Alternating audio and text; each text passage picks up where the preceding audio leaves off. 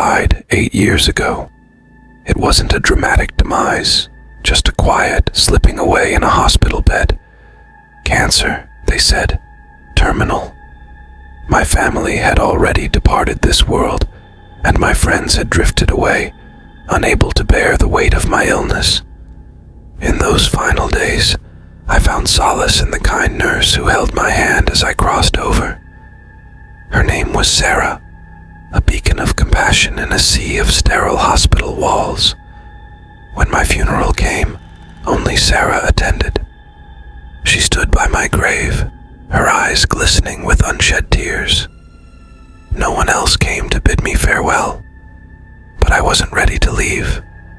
Sarah continued to visit my grave, leaving flowers and speaking softly to the wind. Her presence kept me tethered to this world, a world I wasn't quite ready to depart from. One night, as Sarah stood by my grave, a voice whispered in her ear, a voice that sounded like mine. She turned, startled, but there was no one there. Only the wind rustled through the trees. From that moment on, I began to follow Sarah. At first, it was out of curiosity, then out of a strange sense of duty.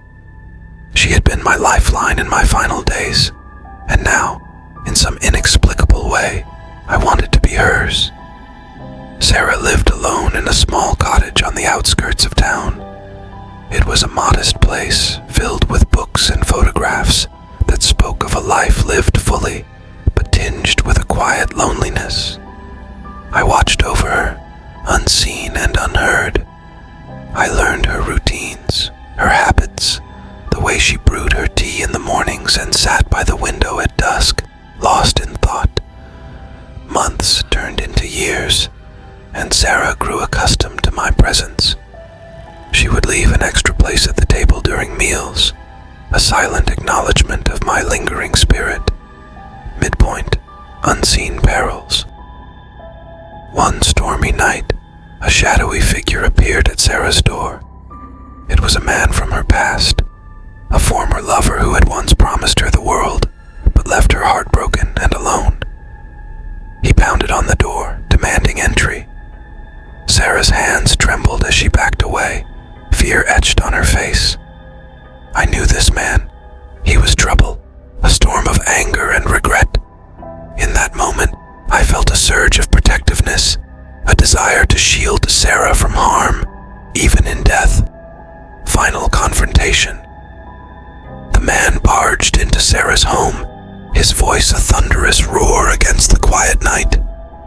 He advanced toward her, a menacing figure with clenched fists and eyes filled with bitterness. I couldn't allow this, not after all Sarah had endured. With a force I didn't know I possessed, I intervened. Objects flew off shelves, curtains billowed without wind, and a chilling presence filled the room. The man faltered, his bravado crumbling in the face of the supernatural.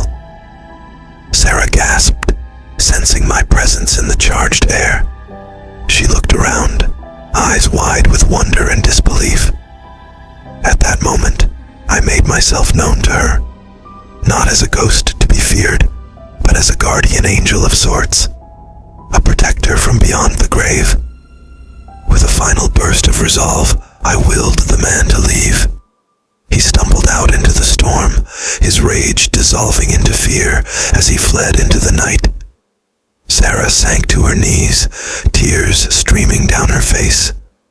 She whispered words of gratitude, of love, and recognition for the unseen presence that had saved her. As dawn broke over the horizon, I felt a weight lift from my spirit. Sarah was safe. My purpose was fulfilled. I lingered for a while longer, watching over Sarah from a distance.